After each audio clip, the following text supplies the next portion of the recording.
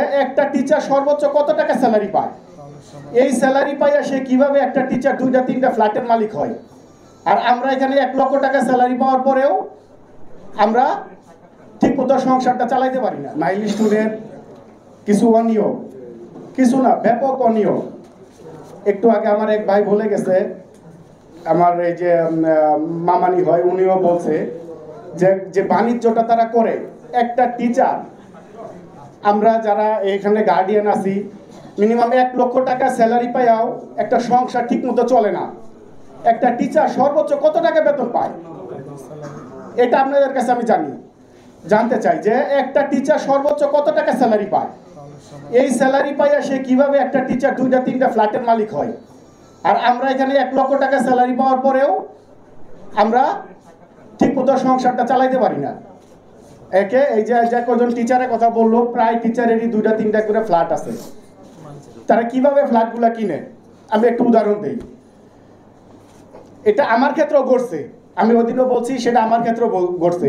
আমার ছেলে টেস্টে, টেস্টে অল সাবজেক্টে তারা ফেল করায়। এই রাশেদ খান মিনন টিচার, কলেজ শাখার, অল সাবজেক্টে ফেল করানোর পরে 15 দিন পরে টেস্ট পরীক্ষা হয়। টেস্ট পরীক্ষায় সে অল সাবজেক্টে পাস করে। যখন টেস্টে মানে টেস্টে ফেল করে, তখন তারা অতিরিক্ত টাকা দাবি করে আমার কাছে। আমি না দেওয়াতে তারা ওই যে আরেকটা মেগাসিটি, তাদেরই আরেকটা প্রতিষ্ঠান, ওইখান থেকে তারা ওইখানে টিসি দিয়ে ভর্তি করানোর পরে ওইখান থেকে অল সাবজেক্টে পাস করে। ইনশাল্লাহ আমার ছেলে এবারও পাস করে বেরিয়ে চলে আসছে। এই যে তাদের বাণিজ্য, এই বাণিজ্যের টাকায় রাশেদ খান মেনন, রাশেদ খান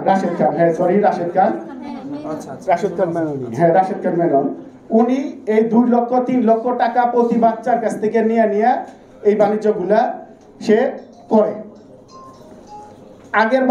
এইবারের আগের বার 1700 বাচ্চা পরীক্ষা দিছে, 1700 বাচ্চাই পাস করছে। কিভাবে সম্ভব এটা? তাও 1700 A+। শুধু এই রাশেদ খান মেনন টাকা নিয়ে, বান্ডেল নিয়ে সে কামারপাড়া যে কেন্দ্র, ওই কেন্দ্রতে বসে থাকতো।